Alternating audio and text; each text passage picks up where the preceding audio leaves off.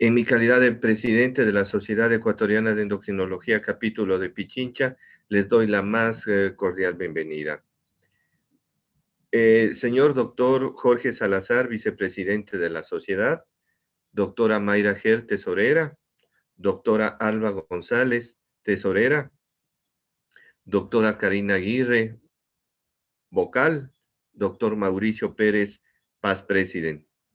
Distinguidos colegas socios de la sociedad, colegas expositores, señores representantes de las casas farmacéuticas, médicos asistentes, estudiantes de medicina, señoras y señores, buenas noches. Reciban un cordial y afectuoso saludo por parte de esta directiva, una vez más cumpliendo con los objetivos que nos hemos trazado. Se ha organizado este curso de endocrinología en algunas patologías frecuentes destinadas para los médicos de primer nivel. Creemos que nuestros médicos, nuestros colegas que se encuentran o se hallan en formación, como muchos otros que atienden a pacientes en el área de endocrinología, en los diferentes dispensarios, servicios médicos de niveles básicos de atención, merecen nuestra ayuda, una orientación y guía en el manejo de las patologías endocrinas más frecuentes. Por ello hemos organizado este curso que, venciendo, como ustedes podrán entender, toda clase de obstáculos y problemas que la complejidad se ocasiona por las circunstancias que el mundo y este país lo tenemos. Sin embargo, venciendo, como digo, todas estas adversidades, hemos logrado obtener este curso, este objetivo.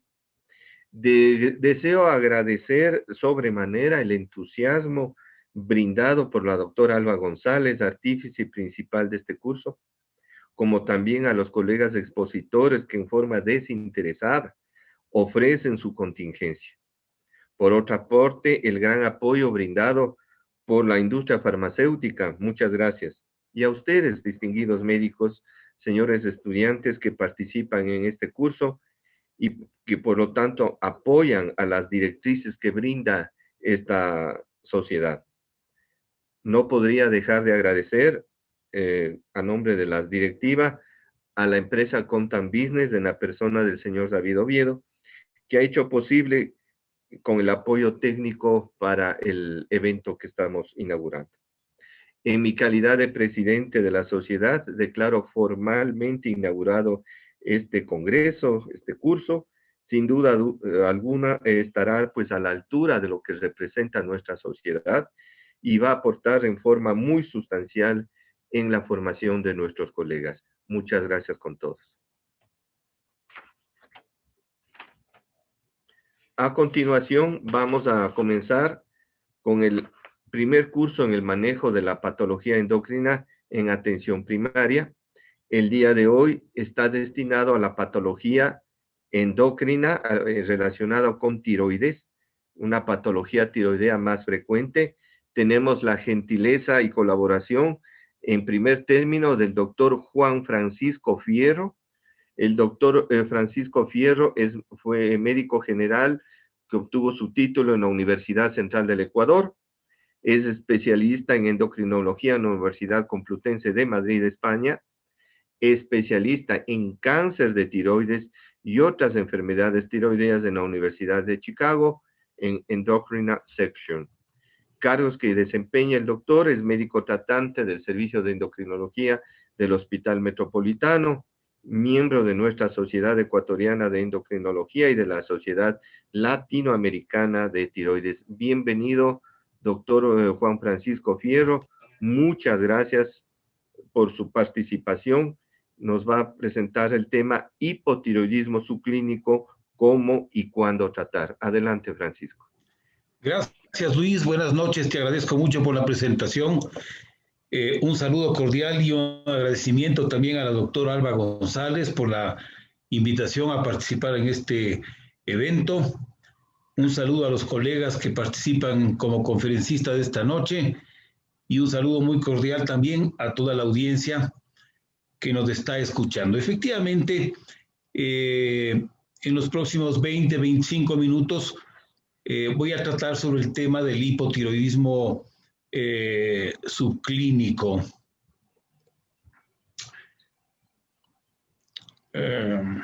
Muy gentil, doctor. Podemos iniciar porque su presentación ya está disponible ahora mismo. Sí.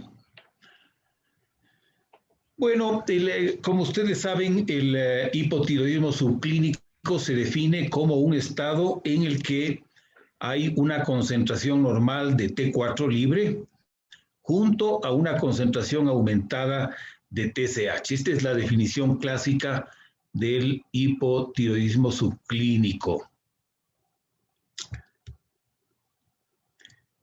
Estoy teniendo algún problema para pasar las diapositivas.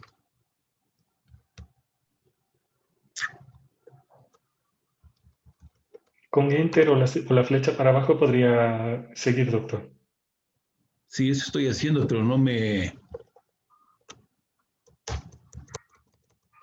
responde.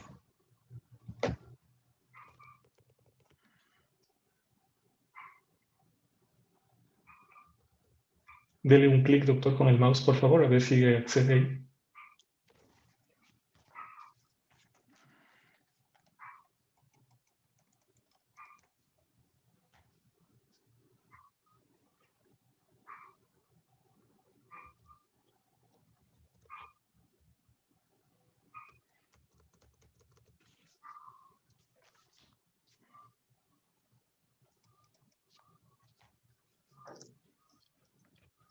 No consigo pasar las diapositivas. ¿Puede cerrar la presentación, doctor? E iniciamos nuevamente a ver si es que el sistema se lo permite. Ok. Perfecto.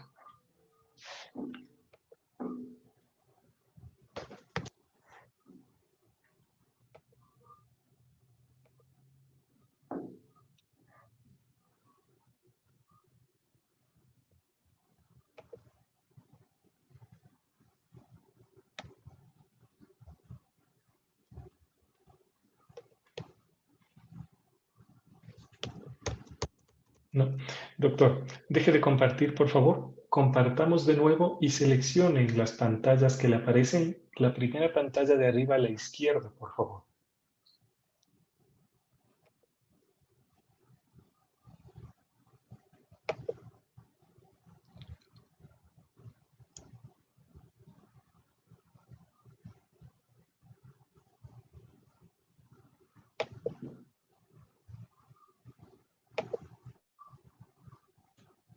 Perfecto, ahí sí, por favor, acceden en el modo de presentación y seguro que ya va a poder hacerlo.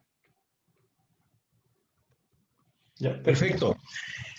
El hipotiroidismo subclínico es una patología bastante frecuente. Yo diría que entre los endocrinólogos que vemos pacientes, es un problema que tenemos que resolver con bastante frecuencia. Por eso es importante este tema, ¿no? Porque es un problema que los médicos estamos viendo todo el tiempo, médicos generales, médicos internistas, médicos endocrinólogos, ginecólogos, todo el tiempo tenemos que tomar decisiones respecto a pacientes que tienen la TSH un poco aumentada y la T4 normal, ¿no? Según varios estudios epidemiológicos, hasta un 10% de la población adulta puede tener hipotiroidismo subclínico, ¿no? Este es un problema que se ve con más frecuencia a medida de que las personas envejecen, es más frecuente en mujeres y curiosamente, según un estudio publicado en Europa, se ha visto que el hipotiroidismo subclínico es más frecuente en áreas con suficiencia de yodo, lo cual es bastante interesante. Fíjense, según este estudio, la prevalencia de hipotiroidismo subclínico fue del 4.2% en áreas con suficiencia de yodo, ¿no es cierto? Y fue del 23.9% en áreas con alto consumo de yodo, siendo ambas poblaciones idénticas en cuanto a la prevalencia de anticuerpos anti-TPO, ¿no? De modo que esto es un factor interesante. Las causas del hipotiroidismo subclínico son las mismas causas de un hipotiroidismo franco, ¿no? Y de hecho la causa más frecuente es una tiroiditis crónica autoinmune. En todo el mundo, esta es la principal causa de hipotiroidismo subclínico. Pero existen también otras causas, por ejemplo, como una secuela de una tiroiditis subaguda que nunca se resolvió en términos funcionales, o pacientes que han sido tratados con cirugía, con yodo radioactivo, o que han recibido radioterapia externa, por ejemplo, en el caso de linfomas en el tórax, y que han recibido radiación en manto que incluye la zona del cuello. Los pacientes tienen riesgo de hacer hipotiroidismo subclínico. Hay una serie de medicamentos que afectan la función tiroidea. No hay que olvidarse que la deficiencia de yodo es un factor importante. Esto es algo que nosotros los médicos en el Ecuador tenemos que estar bastante pendientes, porque sabemos que vivimos en un territorio en el que el suelo es pobre en yodo y el Estado garantiza el acceso a niveles, a consumos normales de yodo en base al consumo de la sal yodada. En este país, la sal yodada es el vehículo a través del cual nos nutrimos en yodo. Pero como ustedes perfectamente conocen, estamos viendo cada vez más pacientes que están consumiendo, por ejemplo, sal del Himalaya, sal marina, sal en grano. Es una moda absurda, porque este tipo de sal que se ha extendido tanto en nuestro país es una sal que tiene mucho menos yodo del que debería tener y no nos va a nutrir apropiadamente. Y esta puede ser una causa, ¿no es cierto?, de hipotiroidismo subclínico, una mala alimentación en yodo. Un tema particularmente crucial durante el embarazo. Y también pacientes que están tomando una dosis insuficiente de levotiroxina pueden tener este problema, o pacientes con hipotiroidismo central. Estas son las causas típicas que pueden ocasionar un hipotiroidismo subclínico, ¿no? Generalmente la mayoría de pacientes tienen niveles de TSH que están por debajo de 10 mil unidades por litro, ¿no? Pero no hay que olvidarse de que hay pacientes con hipotiroidismo subclínico que pueden tener una TSH de 12, 14, 18, se han visto casos, y con una T4 perfectamente normal, ¿no? Pero la mayoría tienen valores menores a 10. Es interesante, los pacientes de la tercera edad con frecuencia son asintomáticos, pero sí se ha reportado que pacientes más jóvenes pueden tener alteraciones cognitivas y síntomas inespecíficos como cansancio, piel seca, estreñimiento, ¿no? El diagnóstico del hipotiroidismo subclínico es bioquímico. Esto es un punto importante, ¿no? Esto se diagnostica a través de un examen de sangre que demuestra una T4 libre sérica normal y una TSH aumentada, ¿no es cierto? Pueden haber síntomas o pueden no haber síntomas. La presencia de síntomas no es un criterio para el diagnóstico de hipotiroidismo subclínico. Y entonces, en este punto es pertinente, ¿no es cierto?, profundizar un poquito en la pregunta sobre qué se puede considerar como una TSH aumentada. Es un tema bastante pertinente, porque como ustedes saben, ¿no es cierto?, existe actualmente una controversia sobre cuál es el nivel superior normal de la TSH, ¿no es cierto?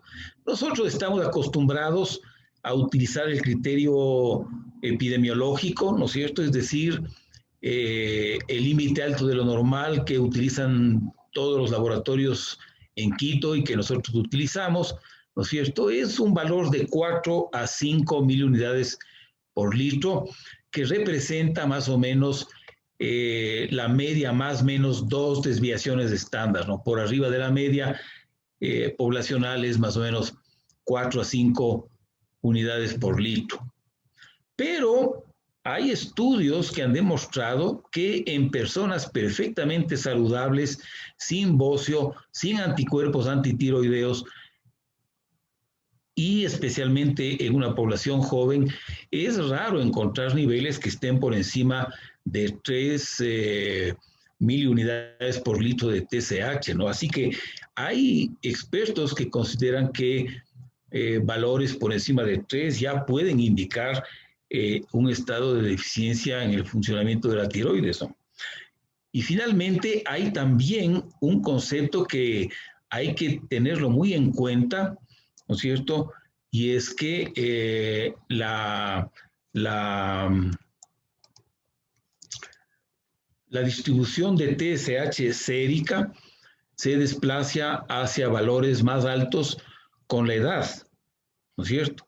De modo que en personas sanas que tienen 80 años o más de edad, el valor alto normal de TSH puede ser perfectamente un valor que va entre 6 y 8 miliunidades por litro, ¿no? Eso es lo que grafica, fíjense en esta tabla publicada hace algunos años por un experto en enfermedades de la tiroides que demostraba, que demostraba cómo los niveles normales de TSH se desplazan hacia la derecha conforme la población envejece, ¿no? De modo que más o menos un 2.5% de la población sana que tiene entre 20 y 29 años de edad, ¿no es cierto?, puede tener niveles de TSH que están entre 3.5 y 3.7. Pero en personas que tienen 80 años o más de edad, ¿no es cierto?, como las que grafica, por ejemplo, estos triángulos oscuros, ¿no es cierto?, no es raro personas que tengan niveles de TSH de 7, por ejemplo, ¿no?, de 7 y hasta de 8. Bastantes personas con más de 80 años de edad tienen niveles. De modo que, en alguna medida, la prevalencia de hipotiroidismo subclínico en personas mayores también tiene relación con este hecho, ¿no? Si se ajustara el nivel de TSH para la edad, probablemente la prevalencia de hipotiroidismo subclínico bajaría de forma significativa en estos grupos etarios, ¿no? Este es un punto que vamos a tomar en cuenta en cuanto a las recomendaciones de manejo, ¿no? Y que ya retomaremos nuevamente. Y aquí hay un concepto que a mí me parece que para los médicos generales que nos escuchan es clave, ¿no es cierto? Y es que en muchos casos la TSH se puede elevar de forma transitoria, ¿no es cierto? Y por eso se recomienda, antes de recetar levotiroxina, antes de hacer el diagnóstico de hipotiroidismo subclínico y tratarle al paciente, repetir la TSH en 1 a 3 meses, ¿no es cierto? Hay estudios que han demostrado que si uno hace esto, más o menos el 40% de pacientes regresan con una TSH perfectamente normal. Y entonces hubiera sido un error recetar la levotiroxina a la primera de bastos. Entonces, este es un concepto que me parece a mí tremendamente práctico, ¿no? Yo les aseguro que en Quito hay bastantes personas que están tomando levotiroxina porque alguien les recetó ese medicamento, porque la TSH estaba un poquito aumentada y el médico no se tomó la precaución de confirmar ese resultado, de repetir ese resultado en 1 a 3 meses. Esto es lo que hay que hacer siempre, excepto, como dice la diapositiva, durante el embarazo.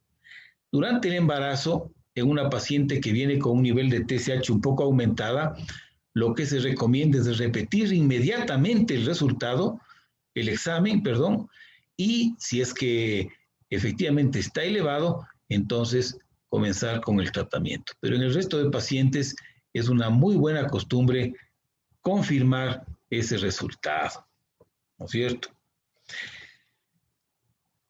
Hay que tener en cuenta también algunos trastornos que les he puesto aquí, que pueden aumentar la TSH de forma transitoria, ¿no es cierto? Y que no se ajustan exactamente a la definición de un hipotiroidismo subclínico, ¿no? Por ejemplo, el periodo de convalescencia de una enfermedad grave. Algunos pacientes experimentan una cierta elevación de TSH que luego se normaliza. Estos pacientes no necesitan tratamiento, ¿no? Lo mismo, todos sabemos, luego de una fase de hipertiroidismo en cualquiera de las variedades de tiroiditis subaguda, ¿no es cierto?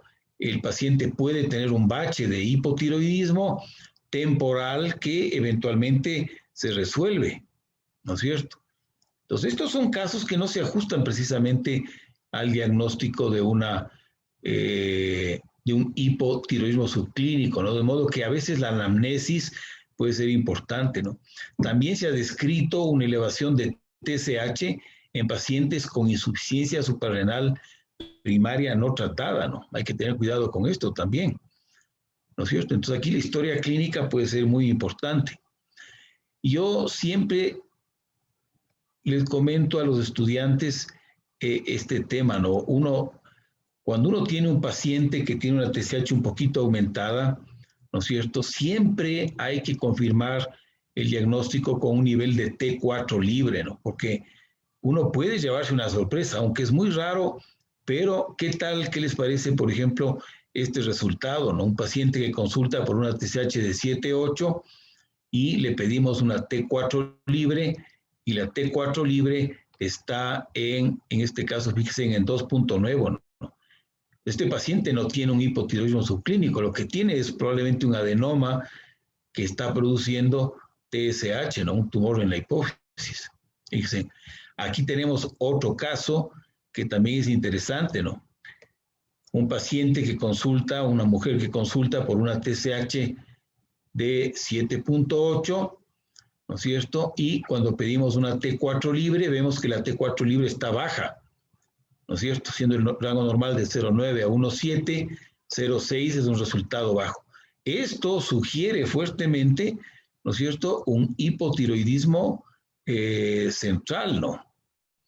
Entonces, esto no es un hipotiroidismo subclínico típico, secundario a una enfermedad autoinmune de la tiroides, ¿no? Este es un problema central muy serio, ¿no? Que esto puede haber un tumor ahí que está explicando este problema a nivel de la hipófisis, ¿no?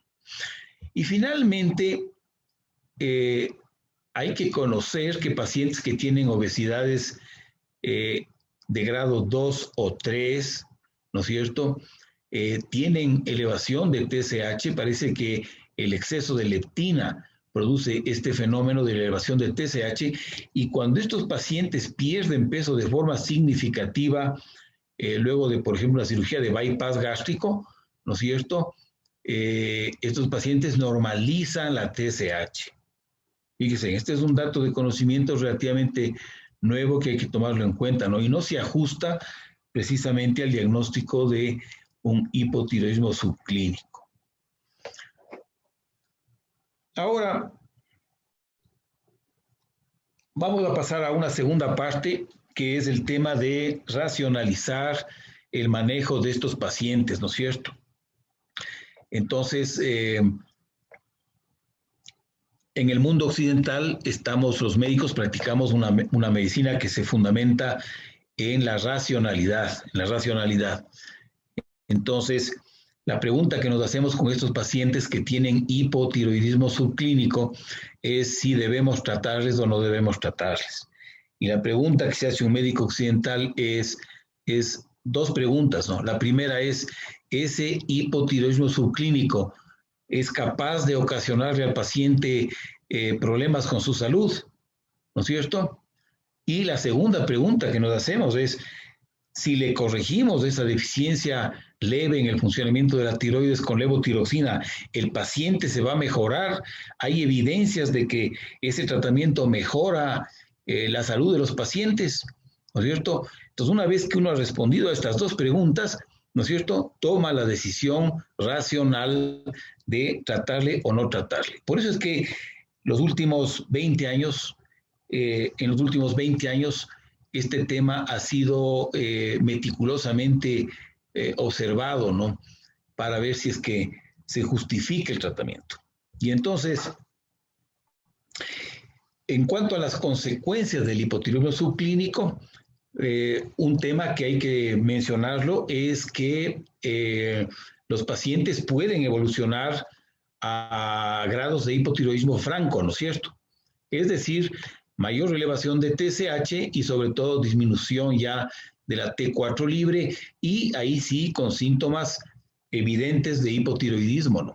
Entonces, estos pacientes que tienen hipotiroidismo subclínico tienen riesgo de evolucionar a hipotiroidismo franco, ¿no? Y más o menos se conoce que entre un 2, el riesgo de progresión anual, el ritmo de progresión anual es más o menos del 2 al 4%, ¿no? Y los niveles de TSH y la presencia de anticuerpos anti-TPO son factores determinantes, ¿no? Los pacientes que tienen anticuerpos anti-TPO y que tienen niveles de TSH mayores a 9, 10, 11, son los que con más velocidad progresan a hipotiroidismo franco, ¿no? En cambio, hay estudios, por ejemplo, que han demostrado que pacientes con TSH digamos, entre 5 y 7, ¿no es cierto?, que han sido observados durante 9 años, el ritmo de progresión anual ha sido prácticamente de 0. Es decir, pacientes que no tienen anticuerpos y tienen niveles de TSH mínimamente elevados, parece que a mediano plazo tienen un mínimo riesgo de progresión, ¿no? Entonces, esta información es la que se toma en cuenta para tomar la decisión, ¿no? En cuanto a otras consecuencias, han sido muy estudiados, ¿no es cierto?, el impacto del hipotiroidismo subclínico en la enfermedad cardiovascular y en la dislipidemia. Vamos a revisar un par de datos en relación a eso.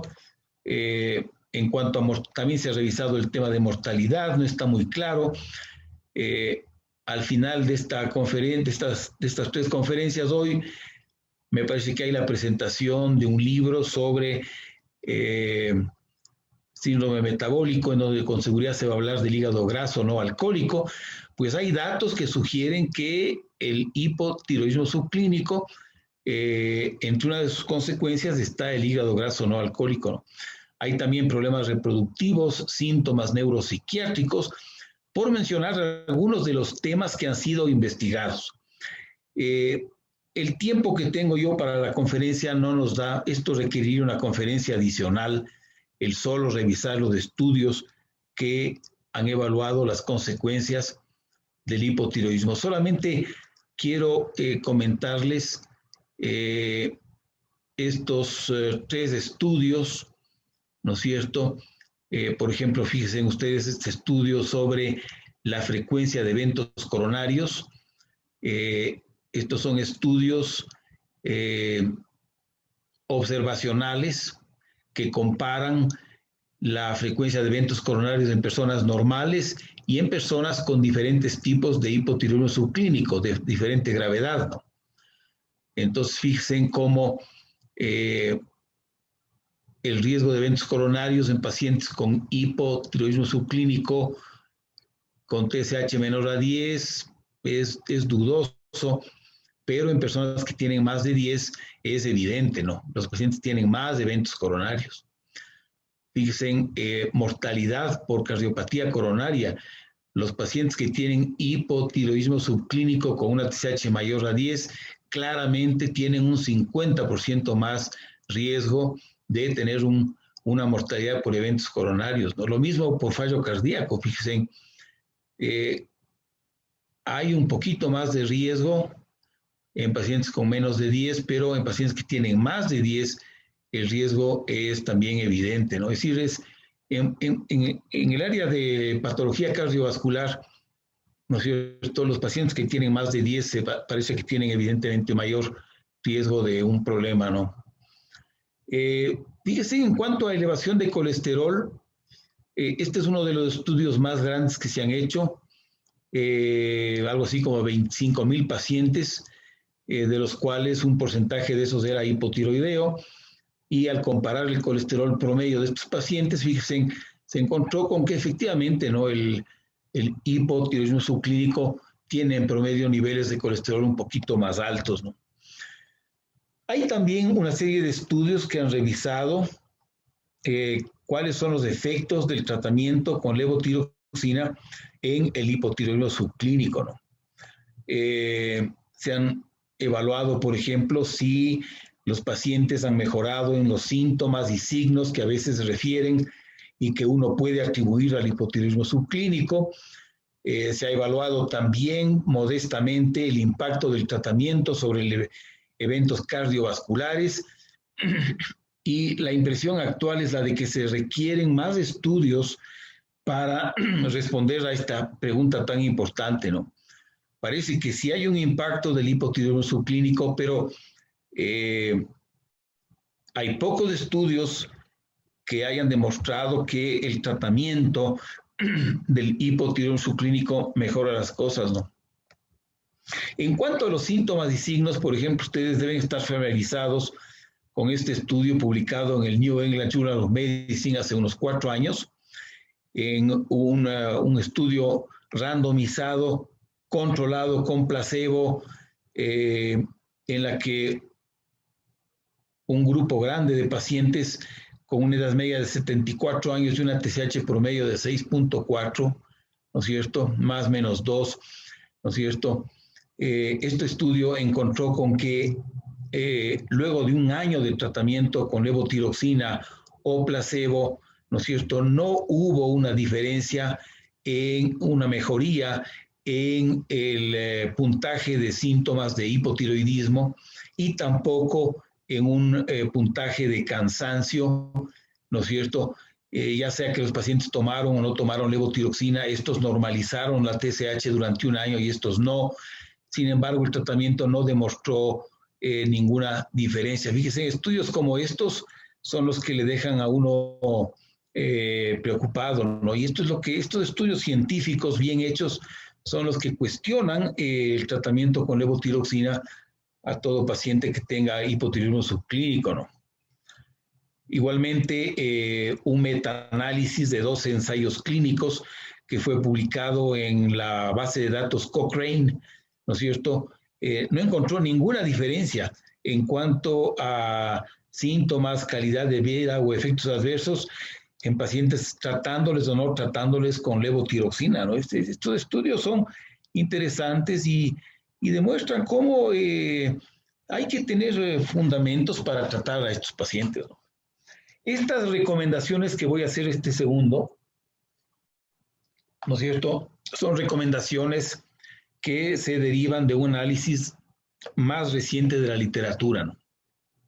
Y entonces, yo estoy de acuerdo, muchos expertos están de acuerdo en esta forma de aproximarse al hipotiroidismo subclínico. Fíjense, en general son candidatos a tratamiento con levotiroxina todos los pacientes que tienen una TSH mayor a 10, ¿no?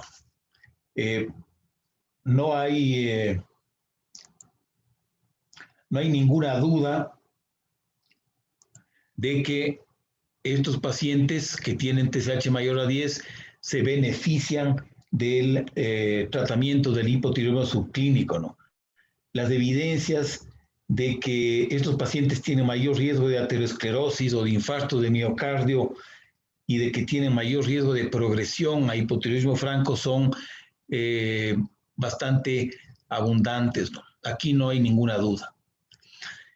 En pacientes que tienen una TSH que está entre 7 y 9.9, ¿no es cierto?, la información sugiere que si los pacientes tienen menos de 70 años, probablemente sea razonable tratarles, ¿no?, si tienen menos de 70 años. Pero si los pacientes tienen más de 70 años, ¿no es cierto?, los expertos recomiendan tratar a estos pacientes solamente cuando hay síntomas claros de hipotiroidismo, ¿no? Y finalmente, pacientes que tienen un nivel de TSH entre 4.5 y 6.9, ¿no es cierto? Entonces, aquí los expertos recomiendan tratar solamente a aquellos pacientes más jóvenes que tienen menos de 70 años, siempre y cuando hayan síntomas claros de hipotiroidismo o hayan títulos altos de anticuerpos anti-TPO o si el paciente tiene bocio. Es decir, estas elevaciones mínimas de la TSH justifican un tratamiento en pacientes de menos de 70 años cuando se dan estas condiciones, ¿no? Otro candidato a tratamiento es la paciente embarazada que tiene una TSH mayor a 4, que podría ser el límite alto de lo normal en el embarazo, y una T4 normal, ¿no? No hay ninguna duda. Hay también muchos expertos que consideran que se debería tratar, ¿no es cierto?, a mujeres embarazadas que tienen una TSH entre 2.5 y 4. Todas estas son personas que tienen T4 libre normal, ¿no?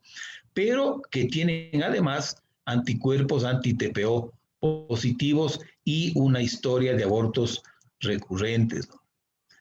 Y la sociedad,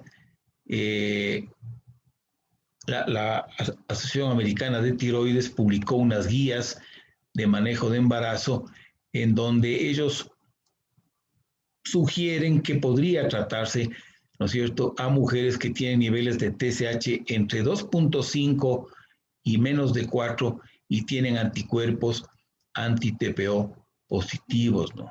Entonces, todos estos son casos de hipotiroidismo subclínico durante el embarazo, ¿no? Aquí no hay ninguna duda de que el tratamiento es beneficioso. Esto también es muy importante, fíjense, a quienes no deberíamos tratar con levotiroxina. A los pacientes que tienen niveles mínimamente elevados de TSH, ¿no es cierto?, y que tienen más de 70 años de edad. No hay ninguna evidencia de que corregir esta deficiencia, ¿no es cierto?, sea beneficiosa. No hay ninguna evidencia. De hecho, en muchos de estos pacientes, estos niveles de TSH probablemente inclusive podrían ser normales, como vimos en esta gráfica de cómo la normalidad se desplaza hacia la derecha con la edad, ¿no es cierto? Y finalmente, en pacientes que tienen más de 80 años, no está recomendado el tratamiento con levotiroxina en pacientes que tienen esta edad. En este grupo etario, por ejemplo, estos valores de TSH se consideran actualmente como perfectamente normales, ¿no es cierto? Y entonces, si decidimos un tratamiento para una corrección del hipotiroidismo subclínico, el tratamiento de elección es naturalmente la levotiroxina, ¿no?